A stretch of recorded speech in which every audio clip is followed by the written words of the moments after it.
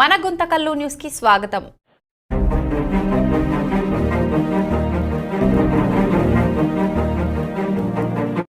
మనం ఏదైతే అనుకుంటామో ప్రజల్లో మనం కురుబలందరం కూడా ఈ రోజు ఏకదాటిగా గుంతకల్లు నియోజకవర్గంలో మన ఆనముత్యమైనటువంటి గుమ్మనూరు జయరామన్న గారు ఏ రోజైతే మన నియోజకవర్గంలో అడుగుపెట్టినాడో ఆ రోజు నుంచే మన ప్రపంచం మన కులస్తులందరూ కూడా మనం కూడా ఒక బీసీ నాయకుడు వచ్చినారు, ఆ నాయకుడికి సపోర్ట్ చేయాలా.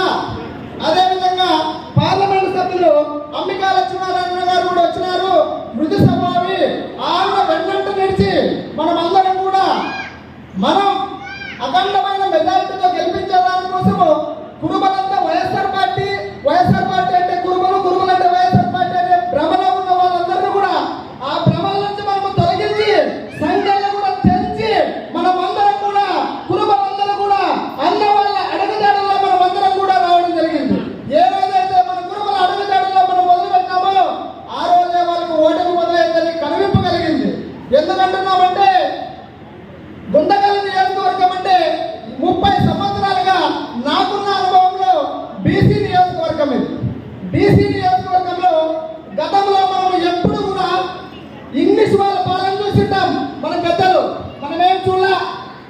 అంటే మనమందరం కూడా పిక్కడిల్లి ఒకేసారి త్యాగం చేసి అన్న వాళ్ళ అడుగుజాడల్లో నుంచి అఖండమైన విద్యార్థితో అఖండమైనటువంటి మెజార్టీ ఎందుకు అంటున్నానంటే కొంతమంది 50,000 మెజార్టీ అన్నవాళ్ళు నేను అక్కడ ఉన్నాను.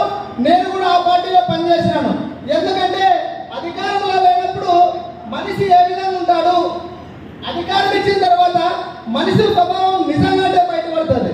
ఆ స్వభావాన్ని గుర్తెరిగిన తర్వాత మనకి సరైన నాయకుడు కాదని మీరందరూ కూడా మాకు కూడా పెద్దలు జగదీశ్ అన్న గారు అయితేనేమి అందరం కూడా చర్చించి గోపులు కూడా నన్ను కూడా ఒక వారం 10 రోజులు కూడా ఆలోచన చేసుకుని మీ అందరి ఆలోచన ప్రకారమే మీ అందరి ఆలోచన ప్రకారమే నేను కూడా తెలుగుదేశం పార్టీలో చేయడం జరిగింది. నేనే కాదు పాత గుంతకల్లు కనకవీడి రామపూర్లు అయితేనేమి మిగతా పల్లెలు అయితేనేమి అందరూ కూడా ఈరోజు తెలుగుదేశం పార్టీని గెలిపించేదాని కోసము మీ అందరూ సాయశక్తిగా కృషి చేశారు. కాబట్టి ఆ విధంగా మనం ఈరోజు సన్మాన కార్యక్రమాన్ని ఏర్పాటు చేసుకుంటున్నాం. ఈ సన్మాన కార్యక్రమం ఎందుకంటే మనము గెలిచిన తర్వాత మాట తప్పము, మడమ తిప్పము. ఎంతటి శక్తినైనా కూడా ఎదుర్కొనే శక్తి మనకు ఆ కనకదాసు మహానుభావుడు ఇచ్చినాడు. కాబట్టి ఆయన అన్నదండలతో మనం ఈరోజు ఈ సన్మాన కార్యక్రమాన్ని ఏర్పాటు చేసుకుంటున్నాం. కాబట్టి ఈ అవకాశం ఇచ్చిన పెద్దలందరూ కూడా ధన్యవాదాలు తెలియజేసుకుంటూ సెలవు చేసుకుంటున్నాం. జై కనకదాస, జై గురు.